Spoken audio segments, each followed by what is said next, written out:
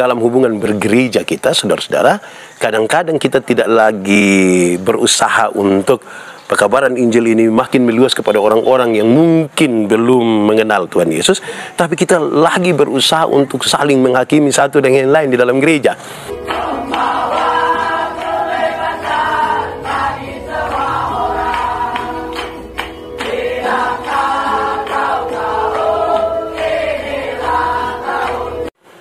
Shalom, saudara-saudara seiman, dimanapun berada, apa kabar? Semoga dalam sukacita, dalam damai sejahtera bersama dengan Tuhan Yesus ya. Terima kasih banyak. Dalam sukacita ini, saya ingin menyampaikan satu dua hal ini, semoga bermanfaat bagi kita semua, bagi orang-orang percaya kepada Tuhan Yesus. Yang pertama, saudara, soal kebaktian penyegaran iman, KPI, ada yang sebutnya KKR, kebaktian kebangunan rohani, ada yang menyebutnya IP, ibadah penyegaran iman. Nah, saudara-saudara, itu sebutan. Tapi apa sesungguhnya hal-hal itu? Kebaktian penyegaran iman itu pesta. Pesta apa? Itu pesta iman. Itu pesta rohani. Pesta adalah salah satu cara orang mengucap syukur. Salah satu cara, bukan satu-satunya cara. Salah satunya cara. Di pesta itu, menu yang disajikan mungkin sedikit berbeda, penyaji juga dengan gaya-gaya yang berbeda, dan situasinya agak sedikit lain. Ya, namanya juga pesta. Tapi saya perlu kasih tahu kita, saudara, bahwa yang membuat berat badan kita ada yang 50, 60, 70, 80 dan seterusnya sebenarnya bukan pesta. Yang membuat berat badan kita seperti ini itu sebenarnya karena makan di rumah. Makan di rumah, sekali lagi makan di rumah. Makan pagi, makan siang, makan malam. Di mana? Di rumah. Apa maksudnya? Apa kaitannya? Makan pagi, makan siang, makan malam di rumah. Itu yang membuat kita seperti hari ini. Tubuh kita seperti saat ini. Doa pribadi, ibadah bersama keluarga, ibadah rumah tangga, ibadah kategorial, kaum bapak, kaum ibu, pemuda, remaja, lansia. Nah, kita makan di situ dan membuat pertumbuhan rohani kita seperti apa. Jangan sampai kita terlalu bereuforia dengan KKR, IP, KPI yang besar-besar. Kita lupa makan pagi, makan siang, makan malam di rumah. Akhirnya kita punya masalah dalam pertumbuhan rohani kita. Kita kerdil dalam pertumbuhan rohani. Bahkan mungkin kita stunting dalam pertumbuhan rohani kita. Karena kita perhatikan acara-acara yang besar. Saudara-saudara, tidak mungkin juga orang membuat pesta setiap hari supaya kita makan dan kita kenyang dan kita kemudian bertumbuh. Ibadah di rumah. Soal-soal pribadi kita dengan Tuhan. Pergumulan kita tiap-tiap hari. Dalam ibadah-ibadah kategorial itu membentuk kita punya pertumbuhan rohani. Itu pertama. Yang kedua menyangkut dengan Roh Kudus. Setiap kali kata Roh Kudus itu disebutkan, apa yang ingin kita katakan? Yang ingin kita katakan sebenarnya satu, Roh Kudus itu Tuhan. Itu pengakuan kita. Roh Kudus itu Tuhan. Karena dia Tuhan, dia lebih besar dari kita. Kan dia lebih besar dari kita. Maka bukan kita yang menguasai Roh Kudus, tapi Roh Kudus yang menguasai kita. Saudara jangan percaya ketika ada orang yang bilang dia bawa Roh Kudus datang ke sini. Tidak, Roh Kudus yang menuntun dia datang ke sini. Bukan dia yang bawa Roh Kudus datang ke sini. Dia tidak lebih besar dari Roh Kudus. Roh Kudus itu mengajarkan kepada kita hal-hal yang luar biasa. Tetapi untuk bersatu dengan Roh Kudus, maka kita butuh menjaga kesucian dan kekhususan hidup kita, kekudusan hidup kita. Dalam kesatuan itu kita diajarkan sejumlah hal yang berkenan kepada Tuhan. Nah, yang ketiga, saya ingin bicara tentang bahasa roh. Bahasa roh adalah salah satu dari karunia-karunia Roh Kudus yang diberikan kepada orang-orang percaya. Saya ingatkan kembali kita, saudara, bahwa karunia-karunia Roh Kudus itu dibagi dalam dua. Pertama, karunia-karunia motivasi, seperti mengajar, berkhotbah, bernyanyi. Dan kedua, karunia-karunia manifestasi, seperti berbahasa roh, menerjemahkan bahasa roh, menyembuhkan penyakit. Dua karunia ini sama, tidak ada satu lebih dari yang lain. Supaya jangan ketika ada orang bisa berbahasa roh, dia rasa dia sudah lebih tinggi dari orang lain. Tidak, sama. Untuk apa?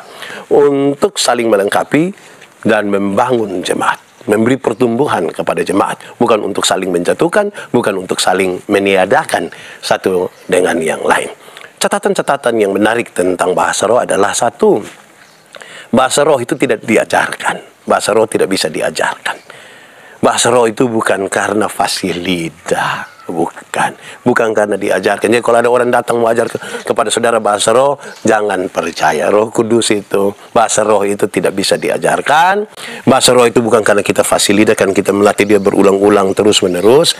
Atau bahasa roh itu Bukan bahasa yang tidak dimengerti, bukan. Bahasa roh itu bahasa yang dimengerti. Kalau misalnya saya berbicara dalam satu bahasa, ada yang tidak mengerti, ada yang punya karunia untuk menerjemahkan bahasa itu supaya dimengerti dan baik bagi pertumbuhan jemaat. Jangan sampai saudara berbicara hal-hal yang tidak dimengerti dan itu hanya seperti bunyi gong yang gemerincing dan tidak memberi pengaruh apa-apa kepada pertumbuhan jemaat. Atau saudara-saudara yang terakhir tentang bahasa roh, bahwa bahasa roh itu terjadi menurut waktu Tuhan, bukan menurut waktu kita. Jangan sampai kita berpikir begitu rupa bahwa setiap kali kita berdoa kita mesti berbahasa roh, atau kita akan menggunakan bahasa roh pada waktu di mana kita butuhkan. Tidak, sesuai dengan waktu Tuhan. Waktu Tuhan yang mengatur itu semua untuk ada, dan waktu Tuhan itulah yang memungkinkan kita, saudara-saudara, untuk berbahasa menurut apa yang Tuhan mau. Itu bahasa roh. Jadi jangan sampai setiap kali lihat orang baru kita berbahasa roh. Wah, itu mesti ditelusuri dulu, jangan sampai tidak benar itu. Atau jangan sampai setiap kali kita berdoa harus berbahasa roh. Belum tentu begitu.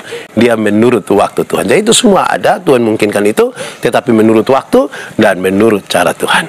Yang keempat, di bagian terakhir, menurut baptisan. Saya ingin apa yang diajarkan tentang baptisan.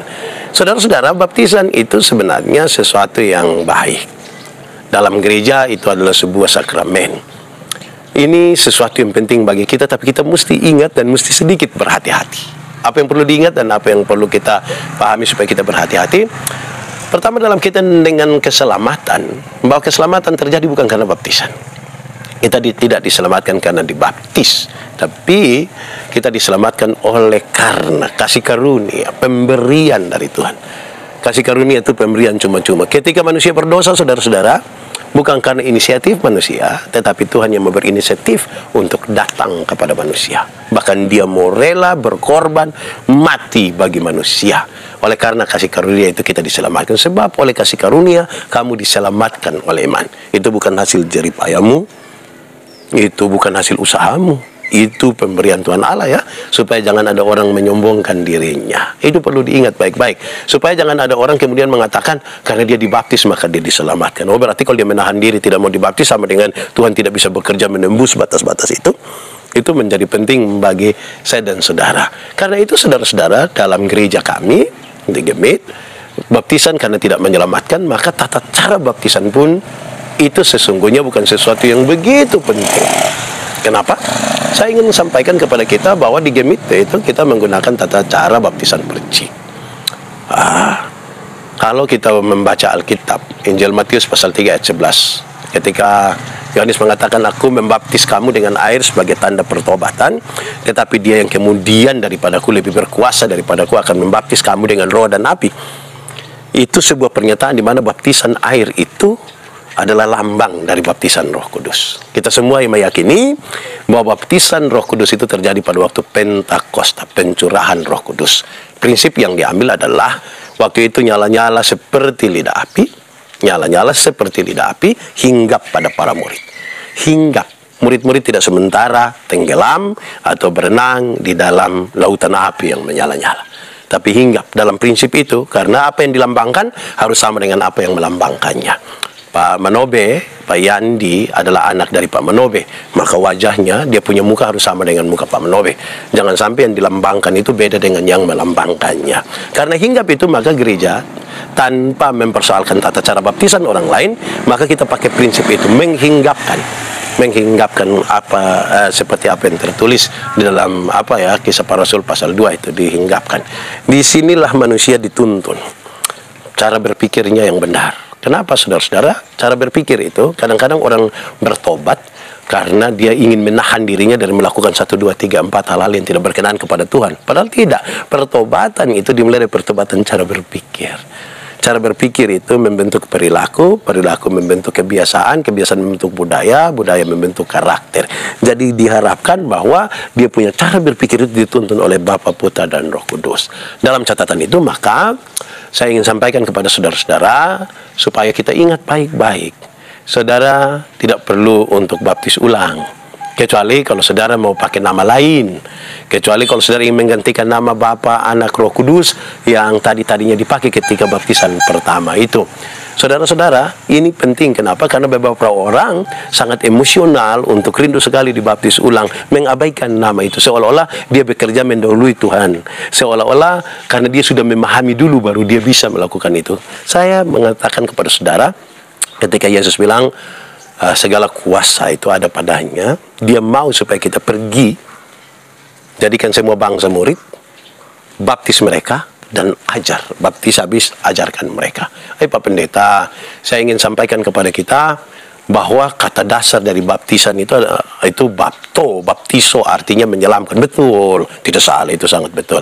Tapi yang dimaksudkan adalah diselamkan. Bapto, diselamkan, baptiso, diselamkan di dalam nama. Diselamkan di dalam nama Bapa, artinya kepada kita diberi perjanjian anugerah. Diselamkan di dalam nama Anak, berarti kita mati dalam kematian Anak, tetapi kemudian dibangkitkan bersama-sama dengan Yesus Kristus. Dan diselamkan di dalam nama Roh Kudus, berarti kepada kita diberi hidup baru tiap-tiap hari. Hal ini menjadi penting bagi kita. Kenapa, saudara-saudara? Dalam hubungan oikumenis kita, dalam hubungan bergereja kita, saudara-saudara, kadang-kadang kita tidak lagi berusaha untuk pekabaran Injil ini makin meluas kepada orang-orang yang mungkin belum mengenal Tuhan Yesus, tapi kita lagi berusaha untuk saling menghakimi satu dengan yang lain di dalam gereja. Bahkan kita harus jujur bahwa kadang-kadang ada gereja-gereja tertentu yang berusaha untuk mengambil atau mempengaruhi jemaat-jemaat dari gereja-gereja tertentu, dari komunitas-komunitas tertentu, dengan pengajaran-pengajaran soal baptisan, soal bahasa roh, soal Roh Kudus. Akhirnya kita sibuk untuk kita dengan kita yang sama-sama percaya kepada Tuhan, fokus kepada hal-hal itu dan meniadakan sesuatu yang lebih penting, pergi dan jadikan semua bangsa itu murid. Kita lagi fokus. Sebenarnya tidak ada pertambahan apa-apa. Justru kalau saudara datang dan mempengaruhi anggota dari gereja di mana saya melayani, berarti di gereja denominasi saudara ada tambahan. Tetapi jumlah secara umum sebenarnya tidak ada bertambah. Kita memperkuat denominasi kita dan kita tidak memperkuat kesatuan sebagai tubuh Kristus. Ingat bahwa iblis tahu kalau kita bersatu, iblis kalah. Karena itu dia selalu pakai cara untuk menghancurkan persekutuan kita. Mari kita sama-sama, saudara-saudara, jangan emosional. Saudara-saudara juga tidak boleh karena euforia lantas berusaha untuk segera ambil keputusan hari ini. Ada yang baptis ulang, ada yang apa. Sebaiknya jangan. Kenapa? Karena saudara-saudara, sekali lagi, kalau yang saudara cari hanya sekedar untuk keselamatan, keselamatan Tuhan berikan dengan cuma-cuma melalui pengorbanan Tuhan Yesus Kristus bagi kita. Dan jangan kita mengkhianati itu dengan pikiran kita, dengan cara-cara kita. Apalagi kalau saling menodai, saling menghancurkan satu dengan yang lain. Mari tetap teguh. Mari kita saling mendoakan. Supaya jangan ada yang saling melecehkan, saling menghancurkan. Dan kita tidak bisa fokus untuk bersama-sama pergi dan menjadikan semua bangsa itu murid. Tuhan memberkati kita. Sampai jumpa. Semoga bermanfaat bagi kita semua. Shalom.